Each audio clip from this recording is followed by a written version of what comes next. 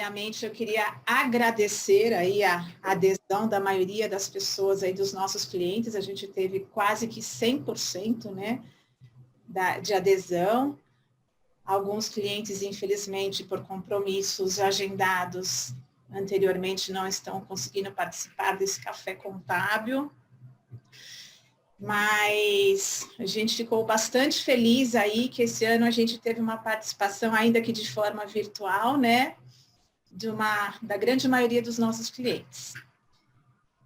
Eu sou a Flávia, eu sou sócia aqui da Monelo Contadores, para quem não me conhece, né? Às vezes os clientes ingressam aqui no escritório e por vezes acabam fazendo reuniões só com o Marcelo, e vai conhecendo a equipe só pelo telefone, né? E a gente não tem oportunidade de se apresentar esse ano, lógico, de forma pessoalmente, mas também nem de forma virtual. Aqui conosco está a nossa equipe, né, da contabilidade, os nossos coordenadores, a Juliana, a Cristiane, Cris, o Josimar, né? E de forma diferente, né? Geralmente a gente faz esse café contábil lá no início do ano, logo na primeira semana, para que a gente possa estar indicando para vocês aí o que a gente precisa para fechar o balanço, encerrar as demonstrações contábeis. Mas esse ano, como está sendo um ano totalmente atípico, né, totalmente diferente, então a gente está se antecipando até mesmo para a gente poder preparar, né, para que todo mundo possa se preparar, preparar as informações para enviar aqui para o escritório, para que a gente possa de uma forma mais tranquila, né, encerrar as demonstrações contábeis, trazer um pouquinho do histórico do que aconteceu esse ano, né, a gente sabe que a grande maioria das instituições modificou as suas atividades em função da Covid, né, muita gente deixou de atender da forma que habitual, né, e mudou um pouco as suas atividades, então a gente vai precisar trazer essas informações para as demonstrações contábeis, mostrar por que houveram alguns aumentos de determinadas atividades, determinadas despesas, redução em outras, muitas instituições tiveram reduções em folhas de pagamento, seja por cancelamento, suspensão de contratos, redução de carga horária, redução de salários. Então, tudo isso vai estar sendo apresentado nas demonstrações contábeis, né? Quando nós fizermos a DRE, por exemplo, comparativo ao ano anterior, a gente vai poder verificar algumas situações diferentes, né? Gastos elevados em alguns tipos de despesas e reduções em outras. Então, é importante que a gente faça essa explicação, né, para quem lê as demonstrações contábeis, o porquê das variações e procurar também descrever, né, nas notas explicativas, como foram as atividades desse ano. Josi, Cris e Ju, por favor, se apresentem.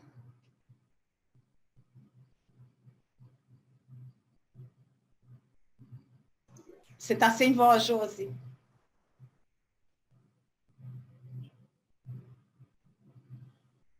Josi, Cris e Ju, exatamente nessa ordem? Vamos lá, Pode bom ser. dia a todos, bom dia a todas. Para alguns clientes aqui eu tenho maior contato, né, maior diálogo no dia a dia, com os quais eu atendo, outros a Juliana atende, outros a Cris. Mas hoje nós estamos aqui para falar exatamente do fechamento de balanço e das nossas demandas que são importantes para que nós possamos agilizar os trabalhos, encerrar os balanços o mais breve possível, tendo em vista também a entrega de obrigações acessórias como ECF e ECD, que a gente precisa estar cumprindo aí nos prazos para que as entidades não incorram em multas. Então, vamos aqui trazer alguns esclarecimentos e algumas solicitações que vão demandar de vocês aí algum trabalho, algum esforço maior para esse período, mas que vai ser extremamente importante. Um bom dia a todos, vamos aos trabalhos. Bom dia, eu sou a Cristiane, colaboro aqui na coordenação dos trabalhos na Monelo. E o intuito de hoje é a gente ter um bate-papo para ajudar ambas as partes, né? A levantar o material necessário para a gente fechar um balanço no meio desse caos que foi esse ano, né? E da melhor maneira possível, conseguindo demonstrar o que aconteceu com todas as unidades, né? E para isso a gente vai precisar de um contato bem próximo com todos os clientes. Bom, é isso. Bom, eu sou a Juliana, para quem não me conhece, a maioria acho que já me conhece, alguns eu converso bastante pelo telefone, ainda não nos encontramos. Bom, acho que eles já falaram nossos objetivos, mas independente do que a gente falar hoje, estamos todos disponíveis para tirar qualquer tipo de dúvida, se não conseguimos conversar todos os assuntos hoje, mas qualquer coisa, só telefonar que a gente vai estar aqui, tá bom? Bom dia a todos. Marcelo, por favor. Bom dia, Flávio, bom dia, Ju, Rosimar, Cris, bom dia a todas as pessoas que estão participantes aqui. Eu vejo o nome de cada um de vocês, logo depois, acho que mais para o final, a Flávia abre todas aí para quem quiser falar e também quiser abrir o vídeo. Depois seria muito importante também aí ter vocês aqui nessa tela também, pelo menos dessa forma, né? Uma forma meio virtual, juntos, mas virtual também, né? Mas uma possibilidade de estar com vocês. Primeiro, agradecer aí a presença de cada um de vocês, bem diferenciado. Todo ano, a Flávia e nossos colaboradores fazem essa reunião exatamente no intuito de trazer maior qualidade no fechamento. O fechamento ele tem uma forma diferente de tratar dentro da contabilidade. Ele tem um processo, uma rotina totalmente distinta do dia a dia. E isso exige muito mais atenção, muito mais técnica e muito mais presença de cada um de vocês. E principalmente, como a Cris, a Ju, a Flávia, o Josi falaram, esse ano diferenciado, nós vamos precisar de muita informação de gestão. Não somente contábil, nós vamos ter aí algumas informações que vão ter que também, inclusive, ver na particularidade, mas principalmente aquilo que transformou os atendimentos nesse ano, o que modificou, o que vai modificar, inclusive, aquilo que pode causar uma transformação na entidade para o ano que vem. Então, precisamos da informação, nem que seja uma forma descritiva, uma forma que nós possamos traduzi-la nos impactos econômicos e financeiros, se houver, e mesmo que não houver, se houver uma possível mudança de condução dos projetos, nós precisamos dessa informação também. Então, é muito importante aí a participação de cada um de vocês, uma especial atenção nos relatórios e atividades. Logo que começou a pandemia, nós tivemos uma reunião também e falamos com todos. A coisa mais importante agora é anotar todas as mudanças, todas as transformações, tudo que acontece na entidade. O diário de atividades tem que estar muito completo para que possamos trazer isso nos relatórios de atividades, que tem que ser alinhados com a contabilidade e observando sempre o estatuto. Então, é um momento diferente, é um momento que nós precisamos aí dessa presença efetiva de cada um de vocês. Eu fico à disposição, eu fico muito contente de ter uma equipe extremamente profissional e competente e que aí vão conduzir esse trabalho, e aí sob a direção da Flávia, que é excepcional aí, minha sócia, né? E, então ela pode aí conduzir os trabalhos. Eu estou aqui, vou só fechar a câmera, mas eu estarei aqui para qualquer chamado também, tá bom? Bom, sucesso a todos vocês aí, estou à disposição também por aqui no escritório.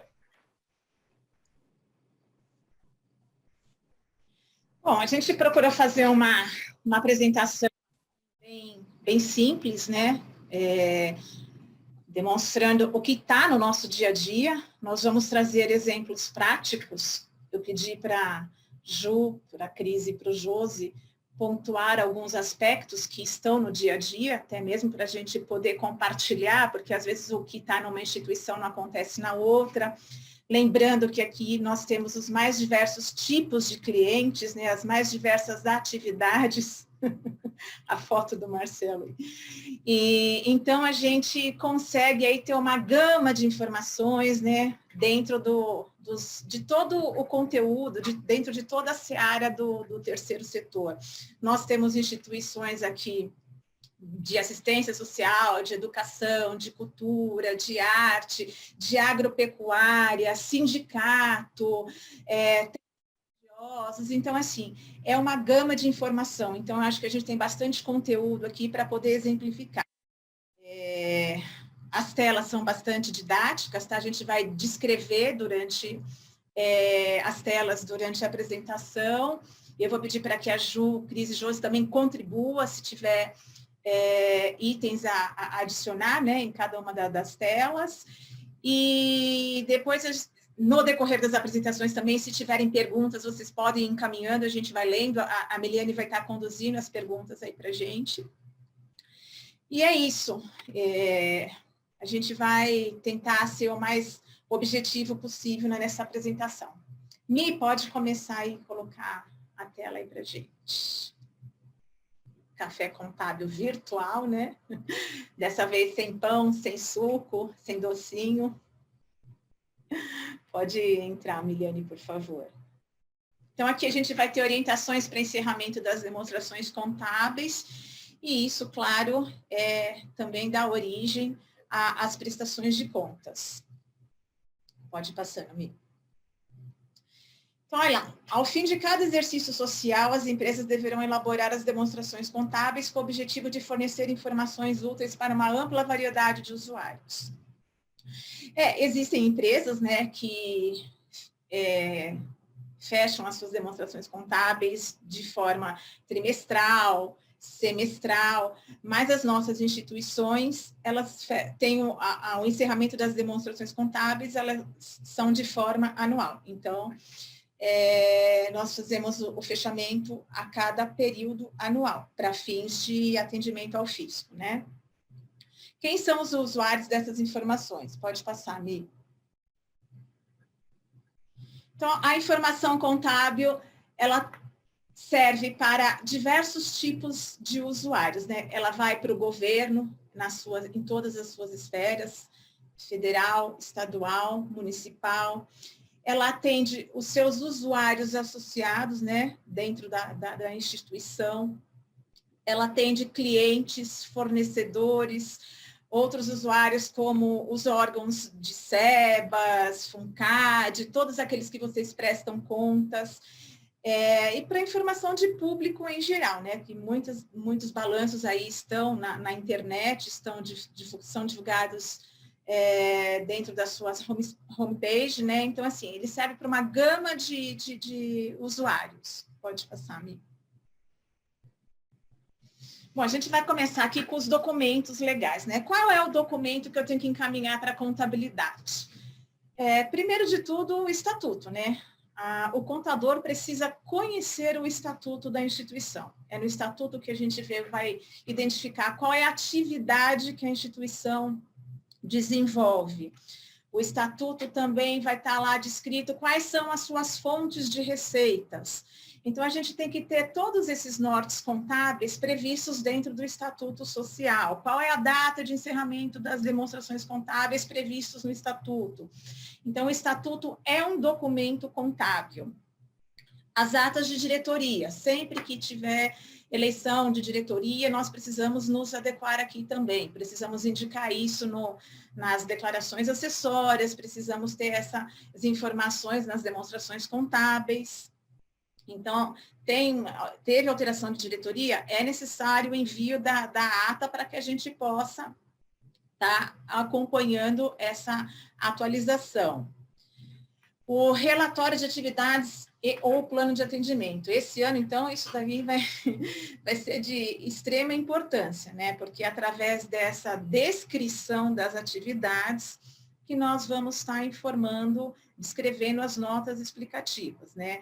O relatório de atividades e o plano de atendimento, ele tem lá todo um descritivo das ações que a instituição realiza, né? O público atendido, a quantidade de atendimentos e todas essas informações eu preciso trazer para as notas explicativas. E isso, lógico, as demonstrações contábeis precisam estar em sinergia, né, com o relatório de atividades. A informação que eu tenho no relatório de atividades eu preciso ter na contabilidade e nas notas explicativas. Por isso que é importante, assim, preciso do meu balanço em janeiro, preciso do seu balanço em janeiro, ok, prepare seu relatório de atividades, as informações das atividades desenvolvidas em dezembro, para que a gente possa ter essas informações para as notas explicativas. Eu preciso dos termos de convênios e parcerias. Geralmente, esses termos, eles são renovados, né, periodicamente. Então, não pode esquecer de mandar para a contabilidade, né? Assim, o termo de convênio, eu tenho um convênio, uma parceria com um determinado órgão público ou com uma outra empresa, uma outra instituição, ela é renovada a cada 2 anos, a cada 3 anos. Então, todas essas informações precisam ser encaminhadas para a contabilidade, para que a gente possa ver o período de validade, né? Qual é o período desse convênio, dessa parceria, identificar valor, se está no curto, no longo prazo, identificar se tem incidência tributária, qual é a forma da prestação de contas desse convênio, dessa parceria. Então, é de suma importância que a gente receba, porque, por vezes, a gente tem muitas ocorrências aqui, principalmente em alguns órgãos públicos, que está previsto lá no contrato, na parceria, um determinado valor, e o recebimento não ocorre no mesmo montante, às vezes acontece glosas, ou o convênio fracionou o pagamento. Então, tudo isso a gente precisa identificar e ter os controles adequados na contabilidade, os controles e os registros, né? Contratos de prestadores de serviços. Eu vou dizer aqui, por exemplo, um caso que tem acontecido muito. Eu tenho lá meu contrato com a auditoria e eu não mandei o contrato para a contabilidade. Então, a contabilidade não fez a provisão mensal. O que eu recebo? A nota fiscal, mas eu não consigo enxergar naquele contrato, por exemplo, se tem algum tipo de desconto que deveria ter sido contabilizado, se tem algum item adicional que deveria estar compondo a contabilidade. Então, contratos de prestador de serviço também são documentos para a contabilidade, tá? Assim como os contratos de locações. Se você paga um aluguel ou se você recebe um aluguel, nós precisamos ter os contratos também para que possamos verificar a competência, valor, se tem algum tipo de desconto, além de todos os controles desses recebimentos, né? Alguém quer acrescentar aí? Eu. Nos contratos de prestadores de serviço, só queria dizer uma coisinha importante, que o acompanhamento desses contratos junto à contabilidade serve também para a gente ver se o que está sendo contratado é exatamente o que está sendo executado. Tá? Porque às vezes se contrata uma coisa, a nota fiscal representa a outra, então é muito importante essas duas coisinhas estar bem alinhadas. O contrato, a análise do contrato e o documento fiscal da prestação desse serviço. Podemos passar, Mi.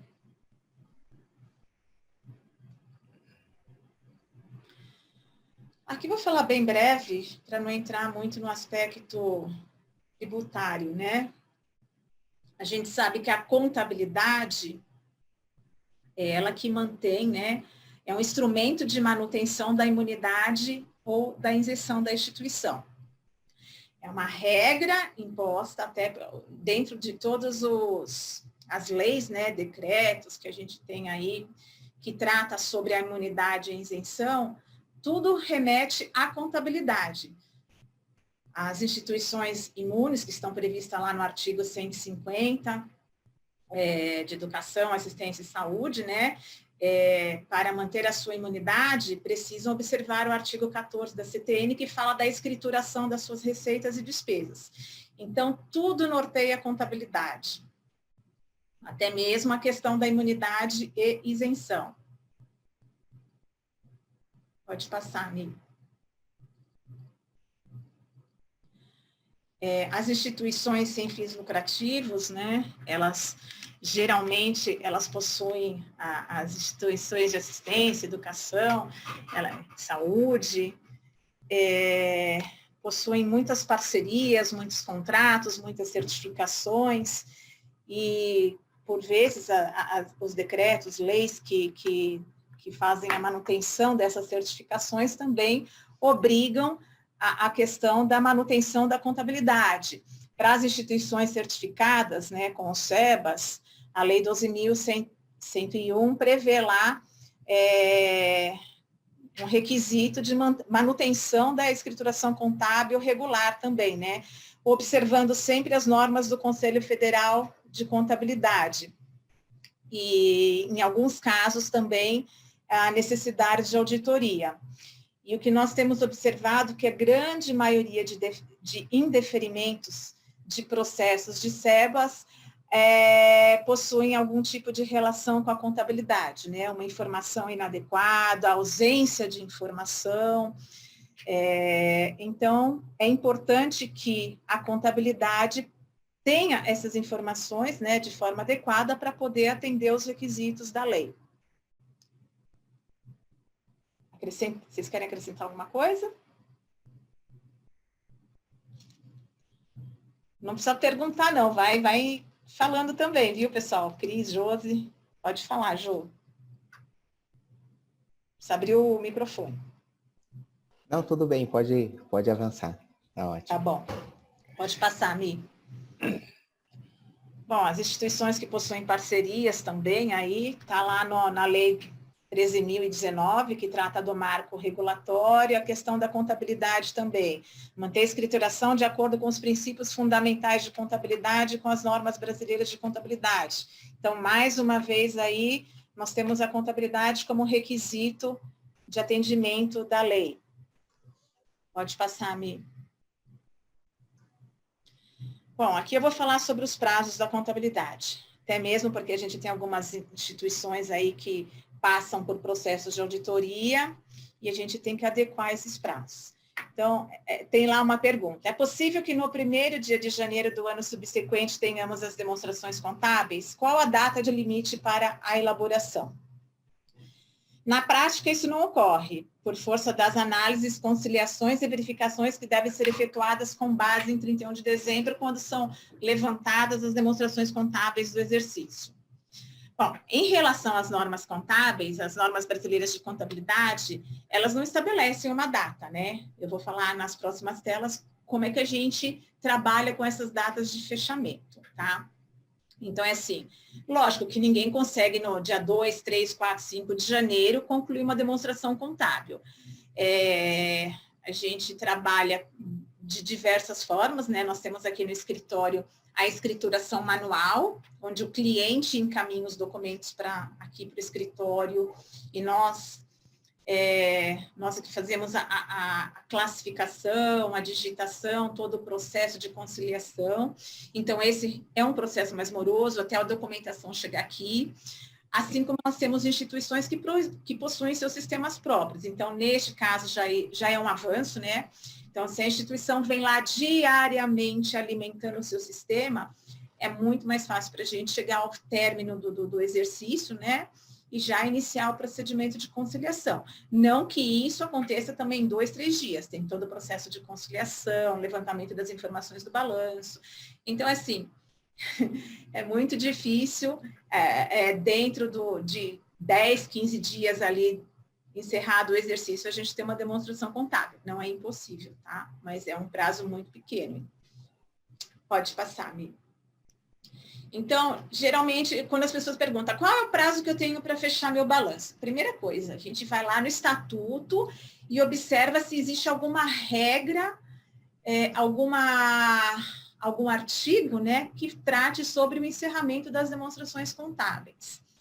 Então, nesse exemplo aqui que a gente está colocando, olha lá, no fim de cada exercício social que coincide com o ano civil, o Conselho de Administração fará elaborar, com base na escrituração contábil da associação, um balanço patrimonial do ativo e passivo, da demonstração das origens e aplicações de recursos, acompanhada do relatório de atividades. Toda a escrituração e relatórios contábeis serão realizados por profissionais capacitados e independentes da instituição, a fim de garantir transparência. Nesse modelo aqui, apesar de tratar sobre as demonstrações contábeis, ele não trata sobre prazo, né? Então, é assim, a menos que exista algum outro regimento interno que determine uma data para encerramento, o Estatuto não trouxe uma clareza de qual é a data para encerramento. Próximo exemplo, Mi.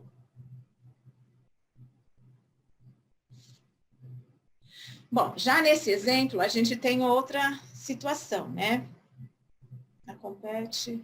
A Assembleia reunir-se-á ordinariamente uma vez por ano durante a primeira quinzena de abril. Compete à Assembleia Geral aprovar o orçamento anual, o balanço patrimonial e as demonstrações financeiras. Então, neste caso, já existe uma data. Então, até a primeira quinzena de abril, as demonstrações contábeis deverão estar encerradas e prontas para a Assembleia. A não observância desta situação, você está infringindo um artigo do seu estatuto, tá? Então, é importante que cada instituição observe lá as regras do seu estatuto quanto aos fechamentos. É importante que cada gestor, juntamente com a nossa equipe, com a Ju, com a Cris e com o Josi, faça aí um calendário para esse fechamento, porque assim, a gente sabe que agora nesse período começa aquela correria, todo mundo quer a mesma coisa, todo mundo quer balanço, algumas instituições estão mais atrasadas no envio das documentações, a gente sabe que esse ano foi um ano totalmente atípico para vocês e para a gente também, né? Então é ideal, a gente está se antecipando para poder fazer um calendário de forma que a gente possa atender adequadamente todo mundo, tá?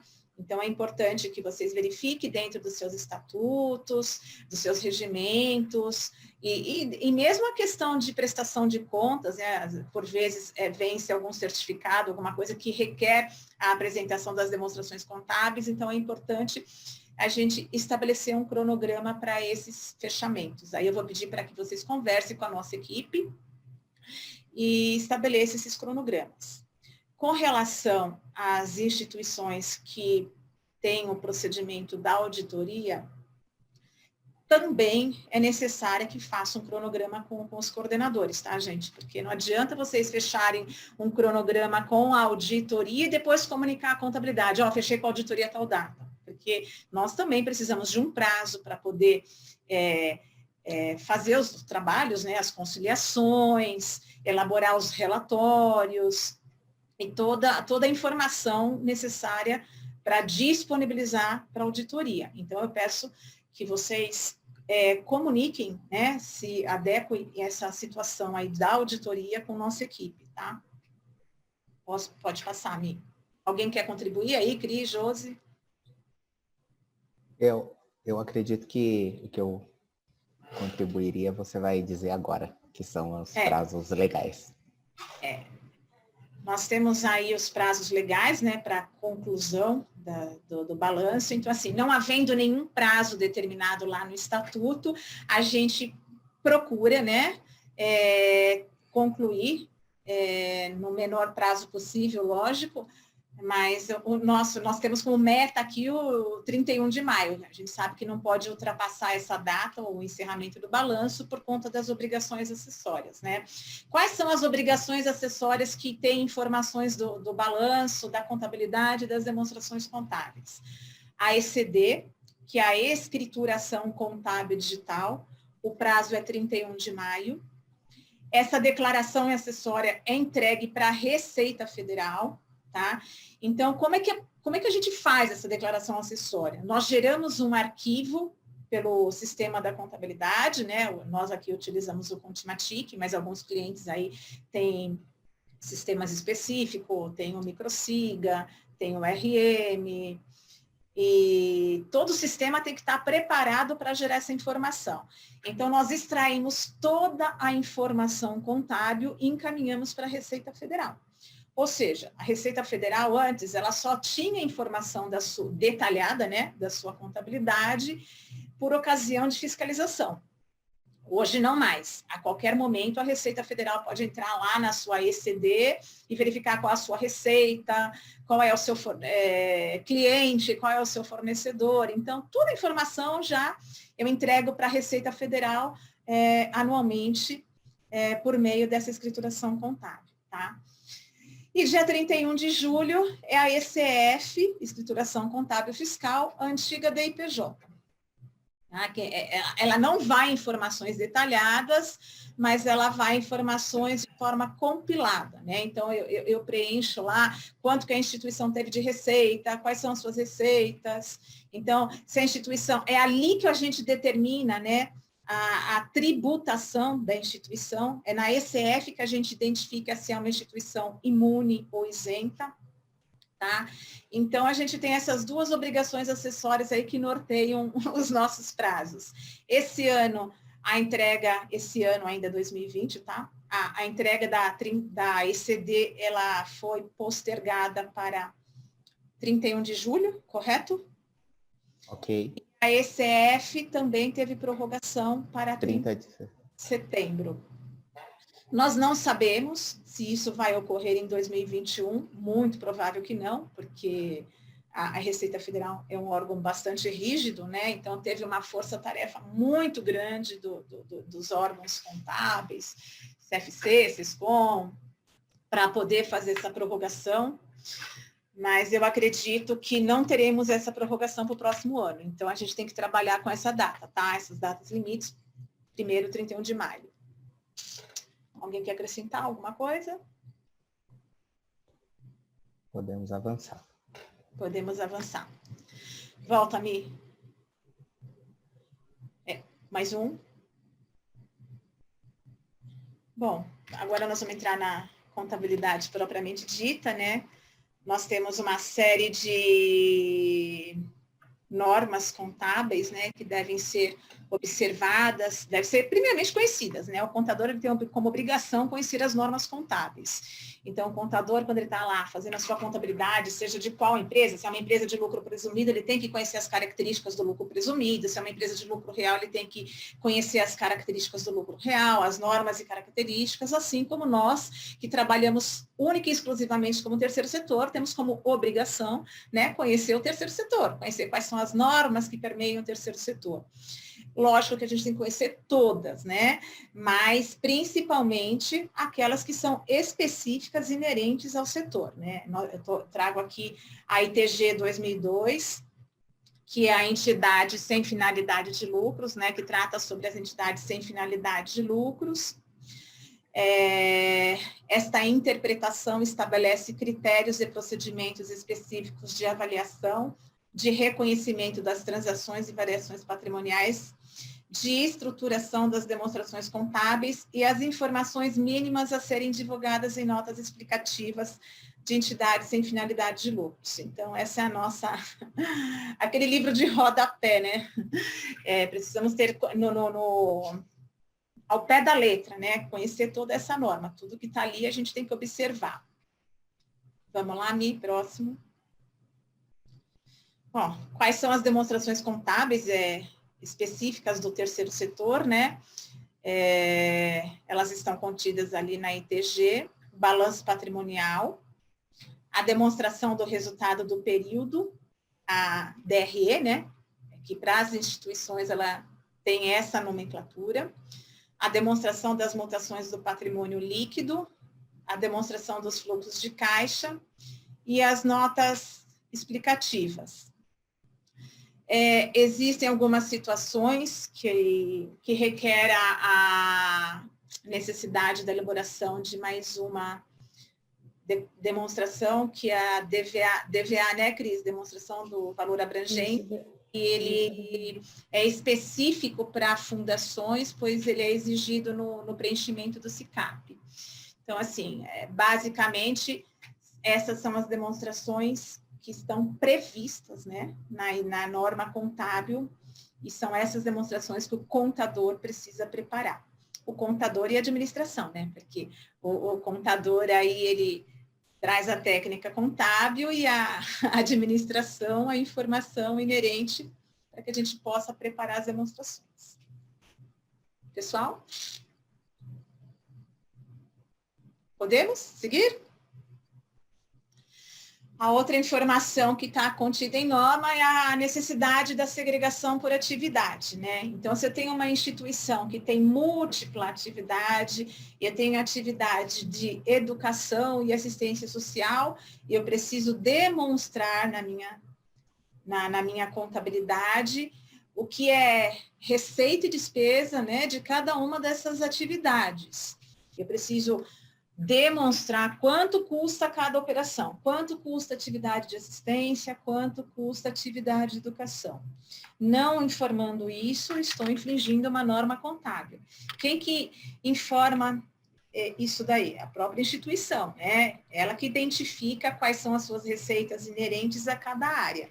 Então, é importante que essa informação chegue de forma adequada para que a contabilidade possa fazer o registro adequado. Se a contabilidade não tiver essa informação, nós não temos como registrar de forma adequada. E isso pode trazer problemas e consequências, inclusive, em determinadas prestações de contas, como é o caso do SEBAS, tá? Então, assim, se a gente não tiver essa informação demonstrada lá na DRE, no balanço patrimonial, não tenho como comprovar a atividade. Isso pode dar um problema de indeferimento de processo. Então, é necessário que a instituição, junto com a contabilidade, processe adequadamente essas informações. Pode passar, amigo. Então, quando da elaboração do balanço patrimonial, né, a DRE, todas as informações, né, balanço, DRE, as notas explicativas, elas precisam apresentar todas essas informações aí de forma segregada. Neste exemplo, a gente tem lá receitas das atividades de assistência social, essa instituição, ela tem convênios, né, e quais são as despesas decorrentes da assistência social. Ali nós temos nos 2 anos, 2017 e 2016, no exemplo aí que nós pegamos, déficit da operação. Então, ela gasta mais do que ela recebe, né? Lembrando que nós estamos indicando aí como receita da atividade assistencial aquela do convênio. A mesma coisa na educação. Ali, pela demonstração contábil, a gente verifica que existe um déficit nas atividades de educação. E lá, ao final da demonstração, a gente coloca lá outras receitas institucionais de captação. Receitas de doações, receitas obtidas com serviços voluntários, receitas financeiras.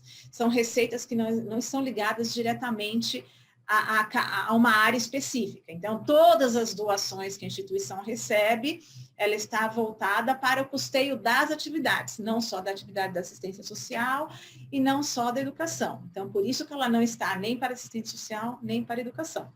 A menos que, dentro da instituição, existam segregações, que ela consiga mensurar, né, o que é inerente à atividade da assistência social e o que é inerente à educação. Mas neste modelo aí, a gente está demonstrando que as doações, elas são de forma genérica para todo o custeio da instituição. Estou achando que o Josi quer falar? Não. Então, tá bom, Mi, pode passar. E agora eu vou deixar o pessoal falar um pouco, né? Porque eu já falei demais, eu vou ajudar aí quando necessário, mas aí fica aí com as informações do dia a dia. Então tá bom, então agora eu vou falar. Vamos lá. Podemos avançar então, Mili. Olha só, peguei uma parte bastante sensível aqui, que é a parte de caixa e equivalentes de caixa, né? Então, primeiro momento, as entidades precisam nos encaminhar todos os extratos bancários.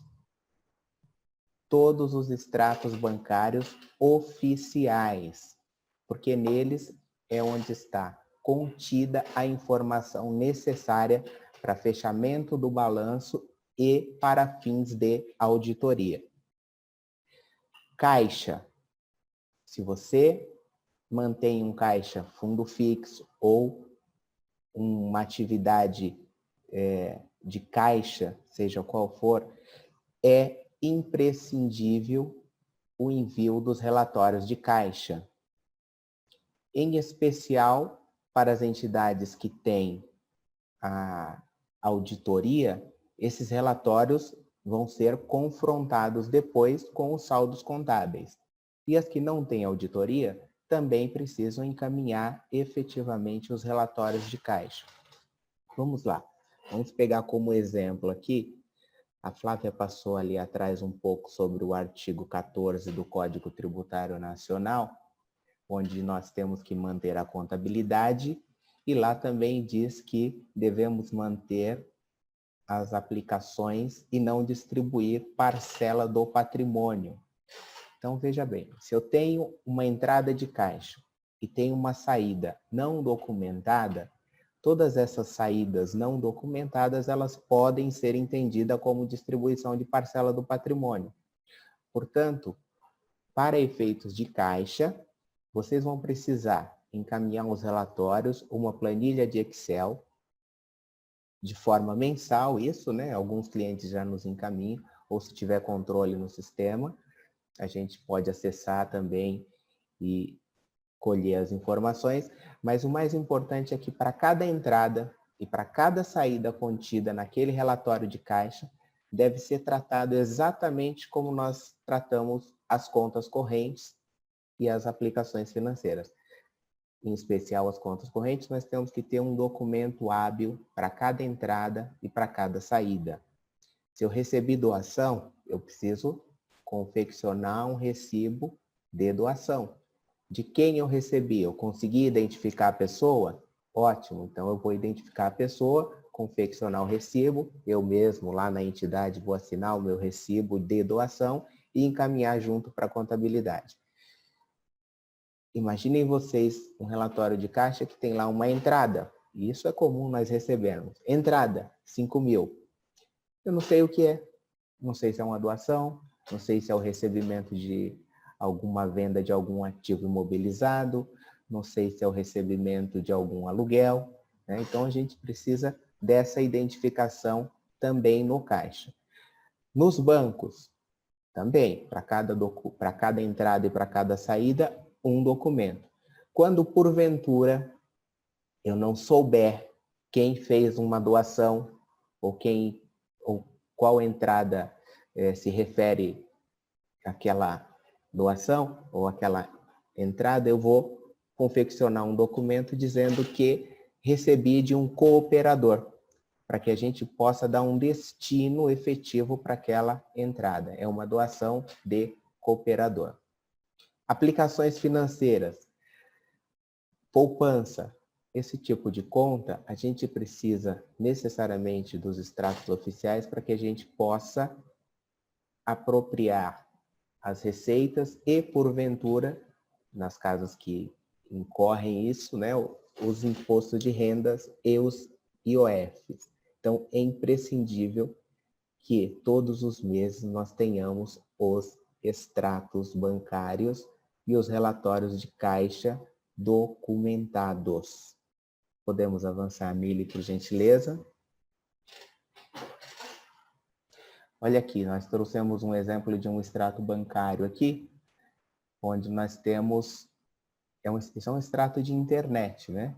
Então, a gente tem aqui algumas entradas, algumas saídas, mas nós não temos nesse tipo de extrato informações suficientes da movimentação que foi efetivamente para alguma aplicação específica ou não.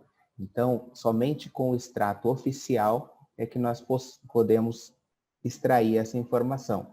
Próximo slide, por gentileza, Mili. Aqui nós já temos um extrato oficial. Então, nós temos aqui informações suficientes, né, no extrato oficial para que a gente possa efetivamente desenvolver o trabalho de contabilidade. Ó, nós temos aqui, ó, data de aplicação, o vencimento da aplicação, o valor aplicado, o valor da remuneração, o saldo bruto, o saldo líquido, as taxas efetivas, né? Então, isso é bastante importante para que a gente desenvolva o trabalho. Podemos avançar, Mili? Josi, só um minutinho. Pois não. Nesse quesito aí da data de aplicação e data de vencimento, a gente pode observar aí que essas aplicações aí que estão apresentadas, por exemplo, elas são aplicações de longo prazo, então elas têm uma classificação na contabilidade diferenciada, né? Então, tudo aquilo que eu tiver a pagar ou a vencer no exercício seguinte ao do fechamento, são lançamentos contabilizados no curto prazo. Então, tudo aquilo que supera o próximo ano são lançamentos de longo prazo, né? Então, é importante que a gente tenha essa informação para poder também fazer o registro adequado. Posso falar um pouquinho? Só lembrando que, assim, acontece muito do cliente mandar para a gente o extrato e a gente fala, não recebemos, quando na verdade não é que a gente não recebeu, é o que já falou, as informações não vêm completas. Até um tempo atrás, nós considerávamos os extratos oficiais o que vinha pelo correio. Hoje em dia, eu sei que a maioria dos bancos não estão mandando mais pelo correio, porém, acredito que em quase todos os bancos a gente consegue tirar o extrato completo. Normalmente vem até com essa nomenclatura consolidado, completo, cada banco tem uma nomenclatura diferente. Então é bem importante sempre tirar esses extratos completos, consolidados, enfim, no fim de cada mês, que lá ele apresenta todas as informações que a contabilidade precisa, apesar de ser pela internet. Não necessariamente necessita vir pelo correio, né? Era isso. Só para reforçar mais um detalhe, é que assim, a informação do extrato ele é utilizado para contabilização, que nem a Flávia falou, para a gente identificar os prazos de vencimento, né, curto e longo prazo, e também essa parte das aplicações financeiras a gente utiliza para colocar em notas explicativas, tá? A gente identifica o que é CDI, as porcentagens de remuneração. Então, o extrato consolidado que a Ju mencionou, ele é muito importante para a gente poder colocar essa informação da remuneração nas notas explicativas. Isso aí. Muito bem, muito obrigado, meninas, pela contribuição. Muito obrigado, Mili, por avançar o slide. Eu trouxe esse slide aqui para tratar do curto e longo prazo, né? Então, olha aqui, nós temos caixa e equivalentes de caixa no curto prazo e nós temos também no longo prazo, ou seja, no ativo circulante e no ativo não circulante.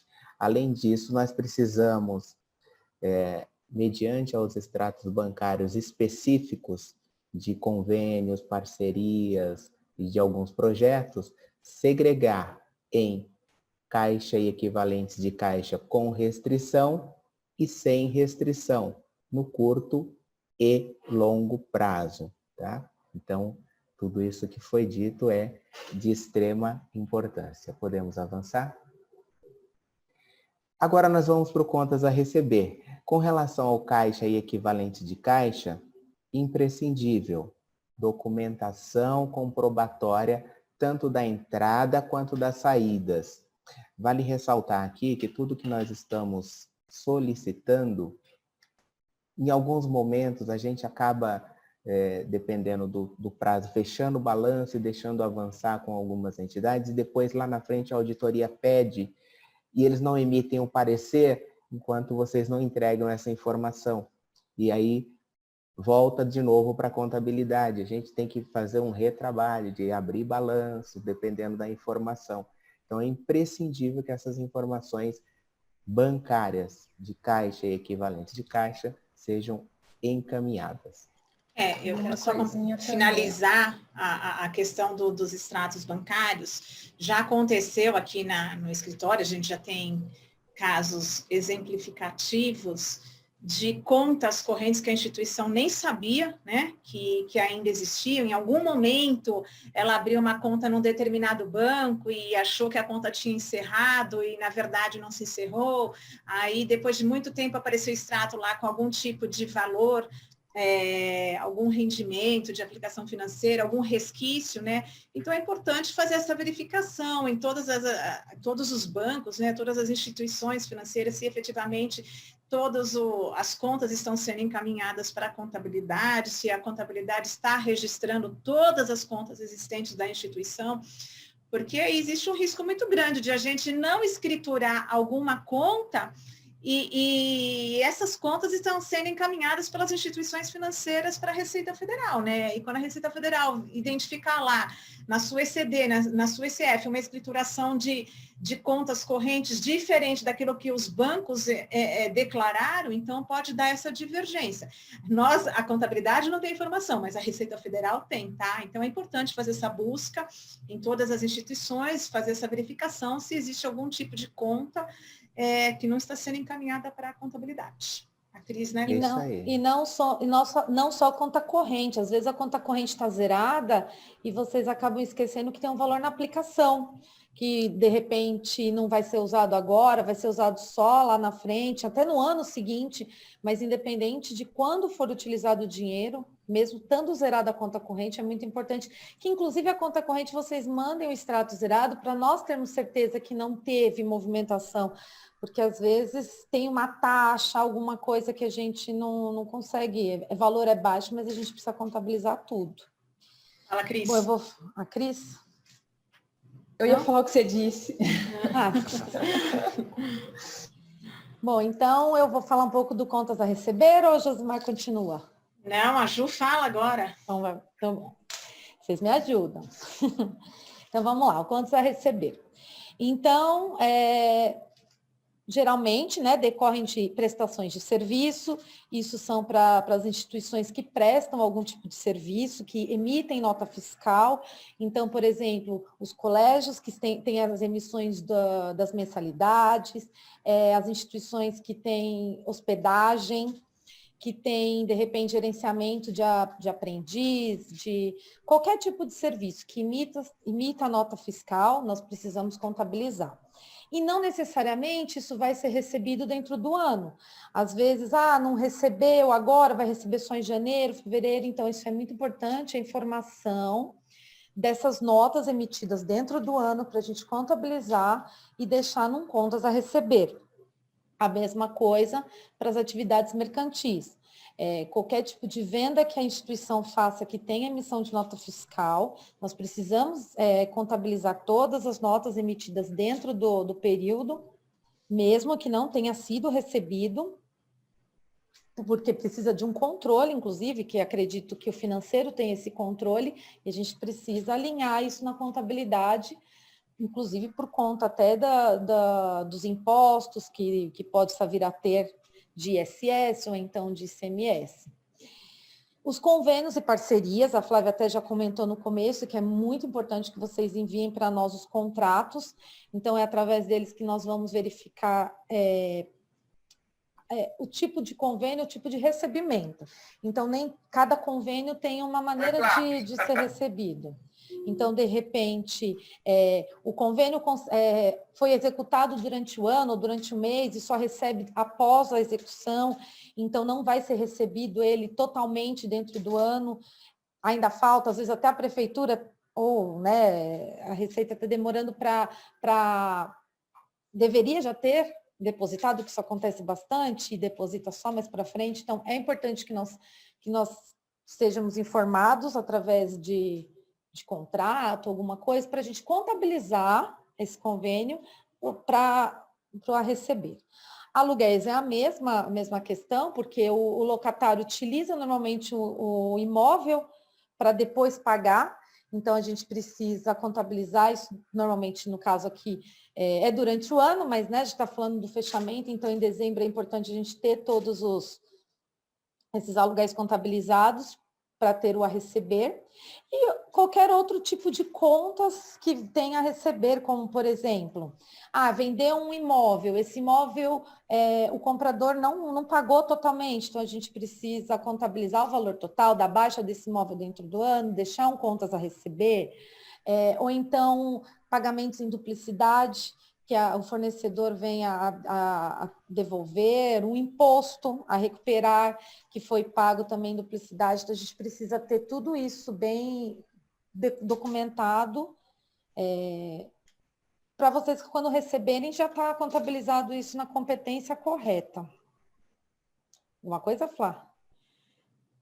Existem alguns casos aqui, né, que está lá no rodapé, como dito anteriormente, necessidade de envio dos contratos. O convênio, a parceria, a gente precisa dos documentos contratuais, né, para que possamos verificar quais são as competências, os valores a serem provisionados, assim como precisamos também dos controles dos seus recebimentos, o que eu falei anteriormente, pode acontecer do órgão não pagar, né, alguma parcela ou pagar de forma parcelada.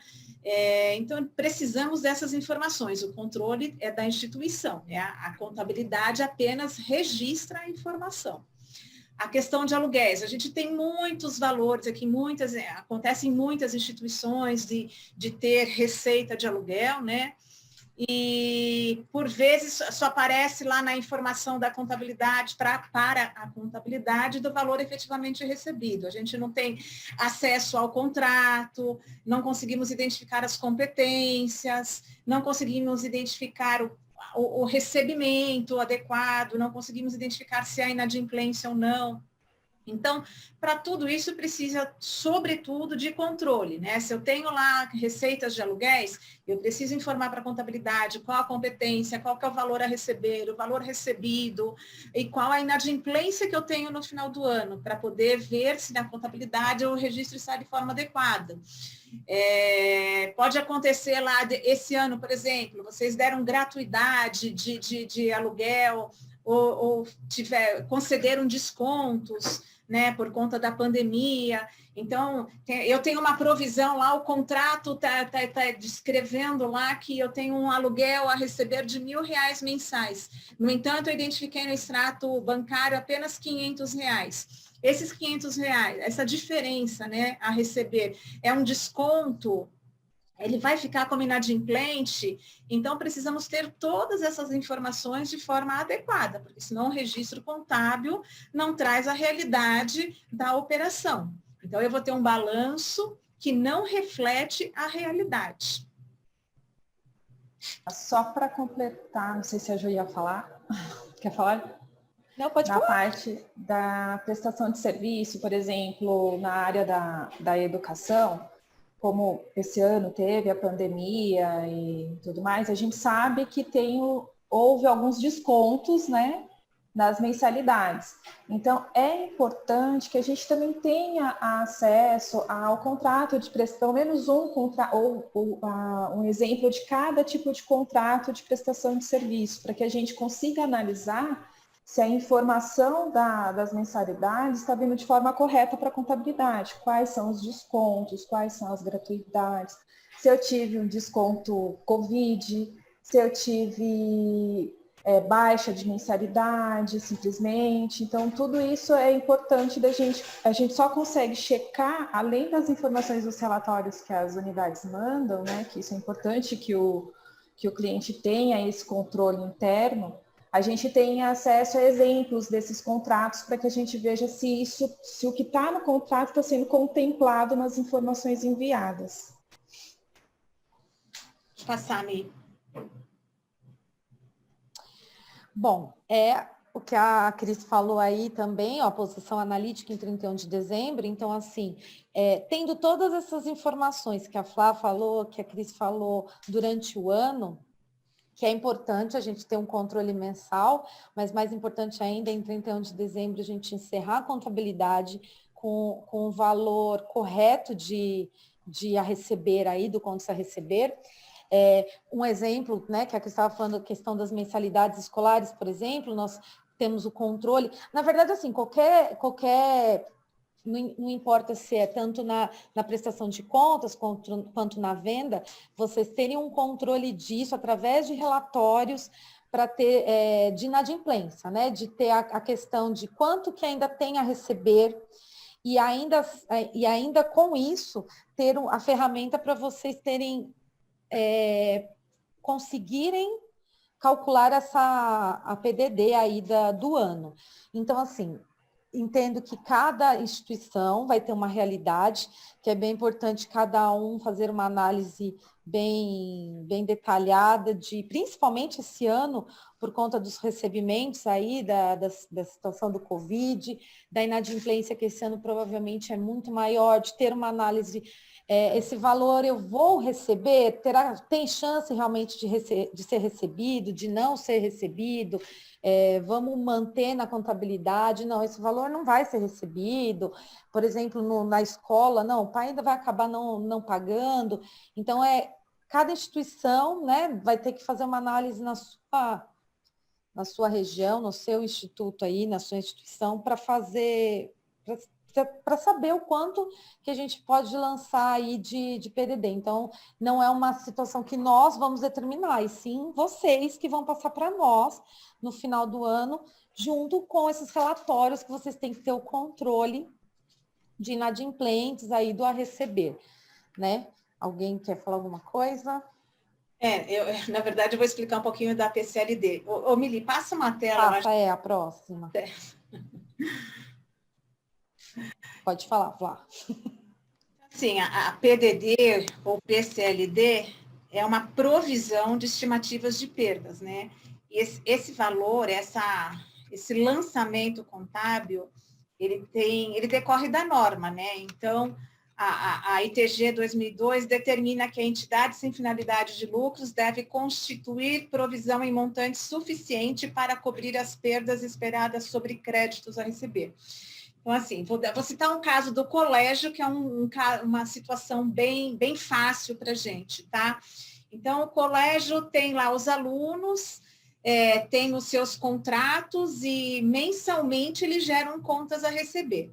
Esse ano foi um ano atípico, a gente sabe que a volumetria da inadimplência vai ser maior em relação aos outros anos. Então, o colégio precisa determinar, né, fazer uma avaliação do seu contas a receber, muitas vezes de forma individual, aluno por aluno, para estimar se aquele valor que ele tem lá no balanço patrimonial de contas a receber realmente vai ser recebido.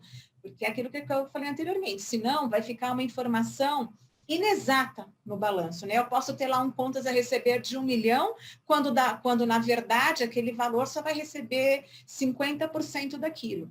Então, a provisão para perdas, ela decorre de norma, ela é obrigatória para quem tem contas a receber, seja o contas a receber aqui, vamos lembrar que vale tudo, tá? Contas a receber de prestação de serviços, contas a receber de aluguéis, tudo que é contas a receber. Eu preciso colocar no meu balanço, demonstrar no meu balanço o valor real, né? Então, eu tenho lá o meu valor, uma rúbrica, uma conta específica de contas a receber e uma conta logo abaixo do contas a receber, que chama-se provisão para estimada em créditos de liquidação duvidosa.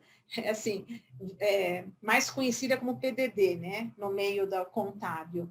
Então, para quem não sabia o que era PDD, é isso, tá? Estimar um valor que você acha que não vai ser recebido. A gente precisa considerar isso como perda, já como despesa. Isso está em norma contábil, tá? E isso, no final, inclusive, nós temos que colocar em nota explicativa. Então, a instituição que entender que tudo que tem a receber vai ser recebido tudo, de repente, a gente coloca em nota explicativa, que são os casos de quem não tem emissão de nota, de repente fala, tudo que eu tenho aqui a receber, eu vou receber. Então, isso a gente também coloca em nota. Então, também é importante que a instituição diga para nós, não, tudo que está aí, nós vamos receber. Então, a gente coloca que a entidade entende que vai ser totalmente recebido. Então, acho que pode passar essa tela, né? Uhum. Cris? Vai lá, Cris, agora é com você. Bom, despesas antecipadas. O que a gente precisa aqui, né? O nome já fala, despesas antecipadas. São pagamentos antecipados que a gente faz, que as despesas vão ser reconhecidas na sua vigência, tá? Então, por exemplo, a pólice de seguro e a aquisição de benefícios. Então, o que a gente, né, bate na tecla? Por favor, manda as apólices de seguros, porque lá na apólice a gente vai ter a informação do valor total, a forma de pagamento e a vigência da apólice para que a gente possa reconhecer a despesa na sua competência, tá? A aquisição dos benefícios, a gente precisa da nota fiscal, né, da compra desses benefícios, e a indicação, se ele está sendo comprado para ser utilizado dentro do mês ou se ele é para o mês subsequente, tá? Para a gente poder reconhecer a adequada despesa dentro do seu mês de uso. Pode passar. Estoques. Bom, né? Isso é mais para quem trabalha com ou venda de mercadoria, ou ele tem um controle de almoxarifado mesmo e consegue controlar as despesas e as aquisições para serem utilizadas em determinados projetos ou em determinados departamentos. Tá? O importante nessa parte, qual a instituição que utiliza, é que ele seja feito um inventário físico no final do ano, contagem desses estoques e se isso está em conformidade com o que está registrado na contabilidade. Tá? Controle de almoxarifado, a mesma coisa, estoque para venda, estoque para almoxarifado, uso de bens e consumos, a gente precisa desse controle físico e a destinação dessa utilização desses bens estocados. Alguma coisa, Flávia? Sim.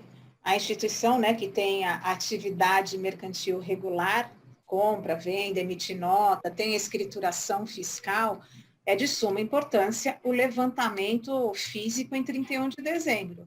Até mesmo porque essa informação também vai lá nas declarações acessórias do SPED, ICMS. Então, assim, não só para a contabilidade, mas para alimentar as declarações acessórias. Então, precisamos, em 31 de dezembro, levantar o meu estoque. Tá? Item a item. Se eu comprei livro, eu tenho que saber quais livros, quais são as rúbricas, se eu tenho outros tipos de produto, materiais, enfim, seja qual for a atividade mercantil desenvolvida, precisa ter o levantamento físico analítico. Tá, legal. Eu vou fazer uma observação aqui. Cris, Flávia, me permitam. Para as entidades que possuem estoque, não só anualmente, mas é necessário que esses levantamentos eles ocorram mensalmente. Eu não vou dizer o levantamento físico do inventário, mas eu preciso ter dentro da minha entidade um software que me dê uma capacidade de controlar o estoque, de modo que eu possa enviar para a contabilidade o meu custo mensal do estoque, quanto eu tenho de venda e quanto eu tenho de custo. Nós fazemos esse ajuste no final do ano, mas por força da ausência de controle que as entidades possuem, ou seja, elas não têm controle dos inventários, dos estoques, muito menos controle de custo. Isso é bastante ruim para a entidade. Então, é importante que se adquira um software para controlar estoque, até porque se eu sumiu mercadoria, ou se perdeu mercadoria, ou se subtraíram mercadoria, com o controle de estoque, é uma das únicas formas que eu vou conseguir controlar esse tipo de operação inadequada dentro da minha entidade. Então, eu preciso levantar o meu estoque mensalmente, o meu custo mensalmente. Eu preciso registrar isso na contabilidade mensalmente, tá? Porque isso é princípio de competência. Então, eu preciso ter o meu custo mensal dos estoques. Se eu não tenho um software, preciso adquirir um software para que me dê essa condição e que eu possa, no final do ano, confrontar os meus saldos com os saldos contábeis. O ideal é que isso seja feito mês a mês. Vamos imaginar que eu fecho um balanço para vocês mensalmente, um balancete mensalmente, e não tenho o custo do estoque. Outra coisa importante, comprei coisa para o estoque, eu preciso controlar quanto que eu comprei dessa nota fiscal que foi para o estoque. Quanto que dessa nota fiscal foi para despesa, seja almoxarifado, seja estoque para revenda. Eu preciso ter essa destinação no momento da compra. Mais do que isso, eu tenho lá na minha obrigatoriedade nas demonstrações de segregar por atividade. Então, se eu vou segregar por atividade, eu comprei mercadoria. Para qual atividade? Para educação, para assistência social, para saúde? No momento da minha compra, se eu já tiver um plano de trabalho, eu já preciso segregar isso para que depois eu consiga, no momento da atribuição do meu custo, olha, Josimar, o meu custo desse mês foi de 50 mil. X foi para atividade de educação, Y para atividade de assistência social e saúde. Eu preciso saber isso. Nós precisamos saber isso para termos uma contabilidade mais adequada.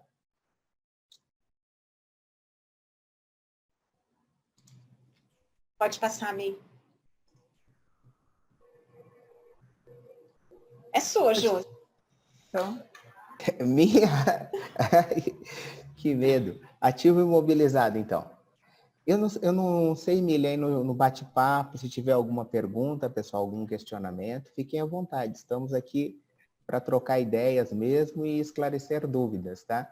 Com relação ao ativo imobilizado, a maioria das ressalvas de auditoria é pela ausência de controles, né? Aqui na Monelo, quando nós passamos a trabalhar com o Contimatic, nós implementamos saldos iniciais de alguns clientes que até então nós controlávamos em planilhas. Então, muitas entidades, quando vocês recebem lá o relatório do ativo imobilizado, vocês têm lá um valor, por exemplo, de 30, 40 mil que está lá como implantação de saldo. Isso porque nós não tínhamos o controle analítico dos bens do ativo imobilizado de todas as entidades. Então, algumas estão lá com saldo inicial que vinha, que a gente também não tem o controle analítico disso. Então, assim, quando você recebe esse tipo de informação no relatório que eu encaminho, que nós encaminhamos aqui no final do ano, é importante, talvez, pensar em atribuir a esses valores uma segregação. Ou seja, eu preciso identificar o que eu tenho dentro daqueles valores para a gente poder ir abrindo isso dentro do ativo imobilizado e que a gente possa fazer uma depreciação mais adequada. A maioria das ressalvas de auditoria vem nesse sentido, ausência de controle analítico dos bens do ativo imobilizado. Controle de aquisições e baixas. Algumas entidades encaminham, olha, isso aqui é para o ativo imobilizado, isso aqui não, isso aqui é para despesa. Então, para o efeito do aspecto legal, nós temos um valor mínimo de R$ 1.200 para efeito de imobilização. Mas eu posso imobilizar coisas ou bens com valores menores? Sim, posso, vai depender da vida útil, né, desse bem, e a gente pode sim fazer esse tipo de imobilização. A partir do momento que a gente tem esse controle e que eu compartilho com vocês esse relatório analítico, vocês precisam estar atentos.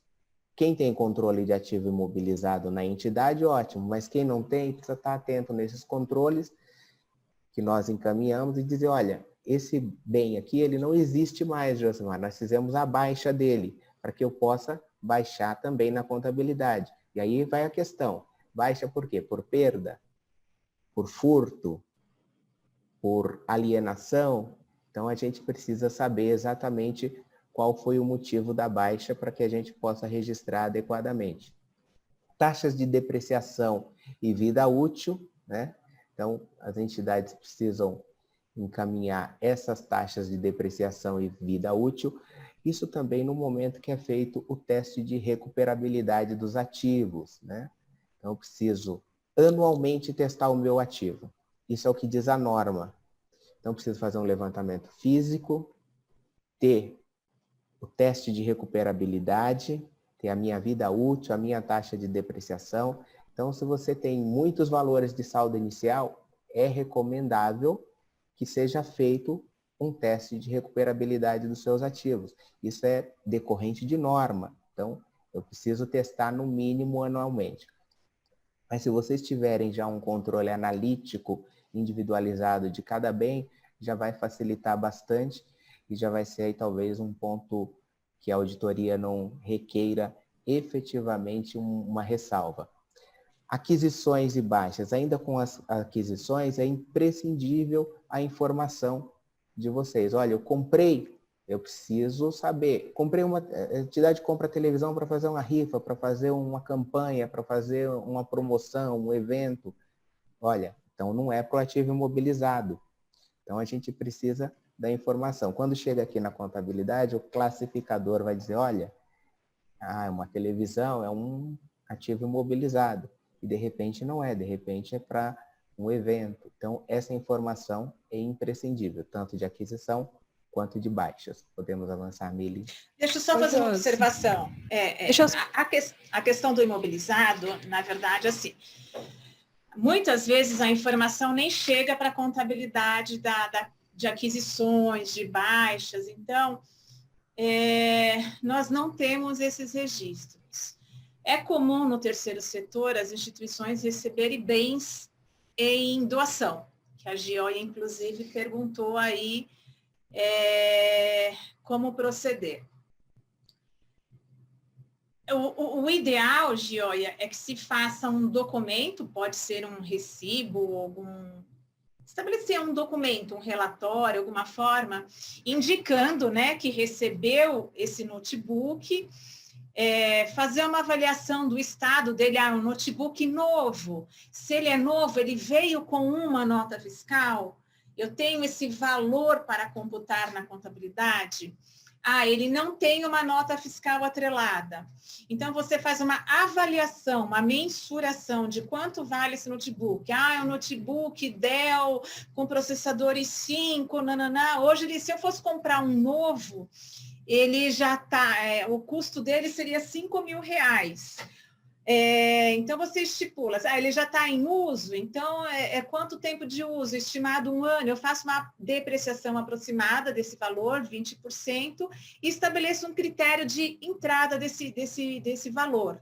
Então, é necessário que você estabeleça um valor para ele, qual que será o tempo de vida útil dele ainda, porque na sua utilização, né, é um notebook que eu vou pouco utilizar, então ele vai durar mais uns 4 anos, então essa informação dá para a gente apurar qual que é a taxa de depreciação.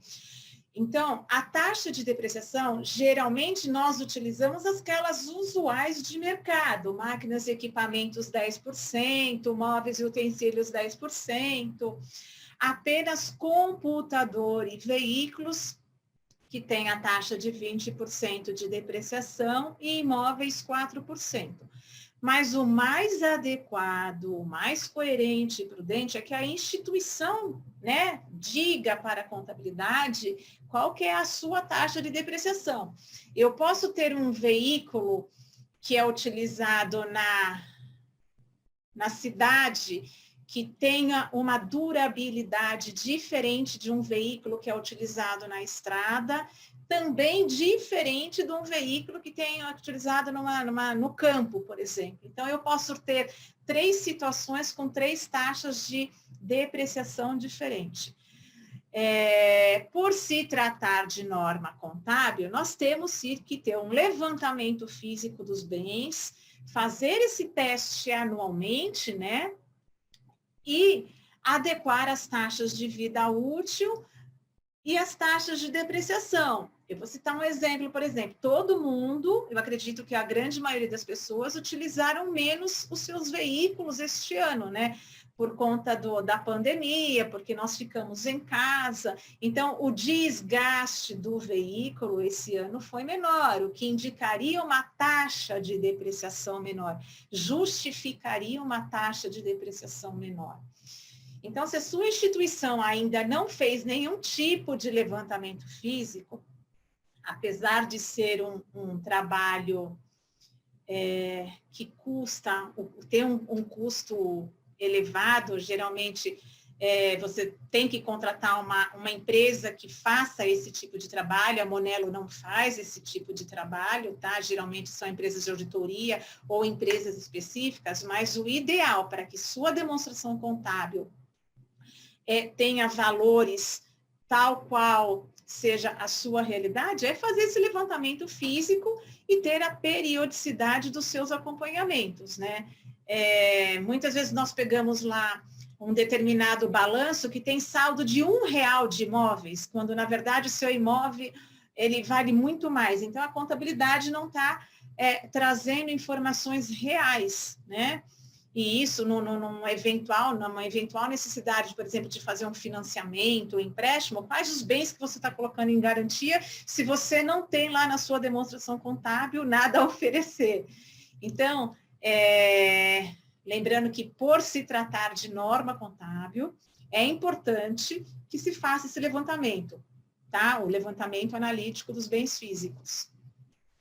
Pode seguir, Josi. Legal, Flávia. Ainda só para complementar aqui a questão da GIOIA, o regulamento do imposto de renda, ele traz um critério específico para taxa de depreciação quando o bem é usado, né? Então, tratando-se de doações de bens usados, é importante que esse recibo seja confeccionado com os dados tanto do doador quanto do donatário, discriminando o bem e o valor atribuído a esse bem.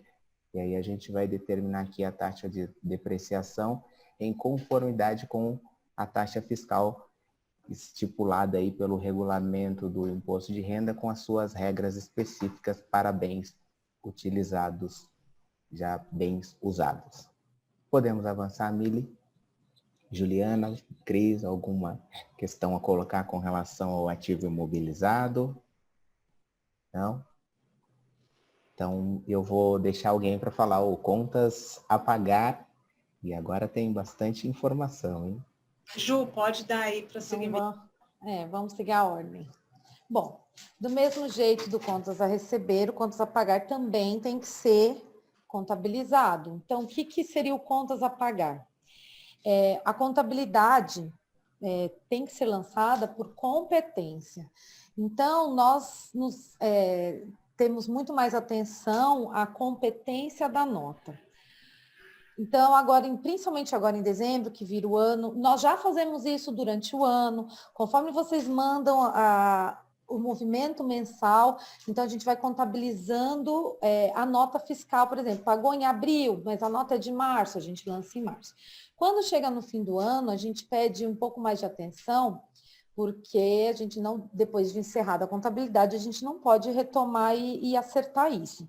Então, é muito importante agora no fim do ano vocês terem bastante atenção com essas notas fiscais que são de competência 2020, porém serão pagas em janeiro, fevereiro, até em março, que a gente acaba pegando notas que são pagas até bem lá na frente. Porque nós precisamos lançar essa despesa no mês de competência, lá em novembro, em dezembro, independente do pagamento. Então, a gente sempre pede para que mande logo, nos envie um movimento de janeiro, mas eu não estou conseguindo, estamos atrasados. Manda para nós as notas fiscais apenas que tenha competência de 2020, a princípio, né? Depois vocês mandam no movimento de janeiro de 2021, enfim.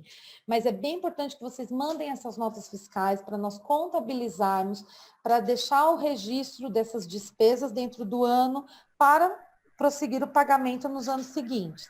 A mesma coisa os contratos. Às vezes não existe ainda a nota fiscal, porém vocês assinaram um contrato de de repente até uma reforma, qualquer tipo de serviço que vai acontecer agora em 2020, ou que já está acontecendo, mas ainda só vai ser emitido nota em 2021.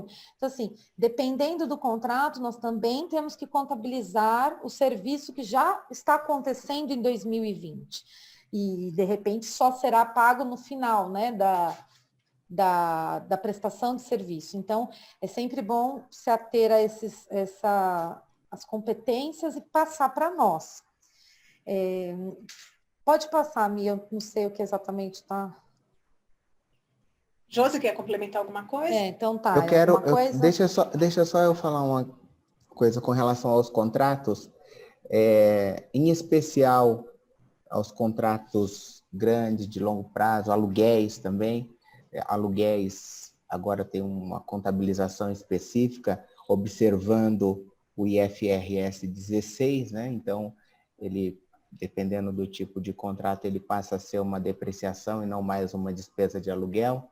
E como a Flávia disse lá no começo da apresentação, a ITG, que nós devemos observar, ela traz que, além da ITG, nós devemos observar todas as normas. Então, a gente, sem esse tipo de informação, sem esse tipo de contrato, podemos fazer uma contabilização inadequada, né, pela ausência da informação, e quando chegar nas mãos de uma determinada auditoria, eles fazerem todo uma observação, notas de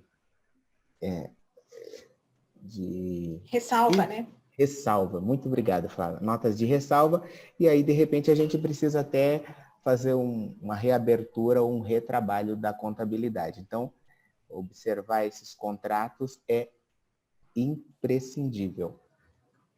Pode passar, Mili. Cris.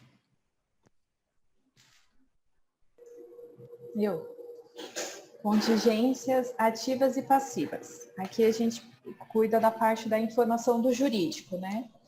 Então, assim, gestão de contratos, a gente sugere que essa seja feita uma centralização dessas informações dos contratos, tanto os contratos de prestação de serviços contratados e os contratos de prestação de serviços servidos, né, a terceiros, para que seja centralizado num jurídico, tá? Então, esse departamento, né, jurídico, ele vai, ou externo ou interno, ele vai cuidar dessa gestão e das informações de contingências e acompanhar os depósitos judiciais, tá?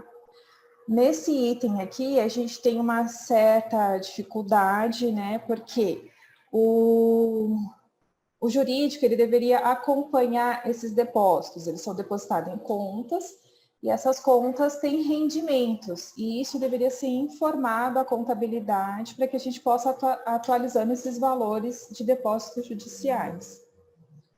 Pode passar, Mili. Deixa eu só encurtar aqui. Contingências, né, que são as posições dos advogados em relação à existência de processos judiciais, classificando em provável, possível e remota. Então, com essa classificação que o jurídico faz em relação às contingências, é que a gente vai dar uma tratativa contábil, tá? Então, provável, a chance de um ou mais eventos futuros ocorrer é maior do que a de não ocorrer. Então, a gente vai fazer um provisionamento na contabilidade. Os possíveis, que a chance de um ou mais eventos futuros ocorrer é menor que provável, mas maior que remota, a gente só vai divulgar em nota explicativa. E as classificações como remota, que é a chance de um ou mais eventos futuros ocorrer é pequena, a gente só vai acompanhar, tá? Só complementando aí as informações da Cris, a gente sempre acaba passando um e-mail lá ao término do exercício, pedindo uma série de informações. E aqui a necessidade, né, de vocês verificarem junto ao departamento jurídico, quem é a assessoria jurídica que ajuda, acompanha a instituição, se é interno ou externo, né, terceirizado ou não, a existência de processo. Então, eu tenho um processo trabalhista que está acontecendo, aconteceu um processo trabalhista agora em 2020. Então, o advogado precisa fazer um relatório para a instituição,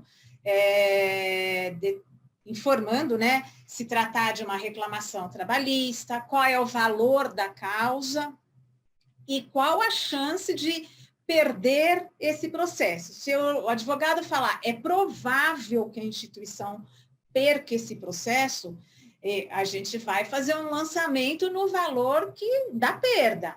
Se ele disser, existe possibilidade, mas não tenho certeza, só vamos divulgar em nota explicativa que a instituição tem um processo trabalhista movida contra ela, no entanto, existe uma chance possível de perda, então não tem provisão. E se for remota, não precisa fazer nada, é só acompanhar. O que pode acontecer?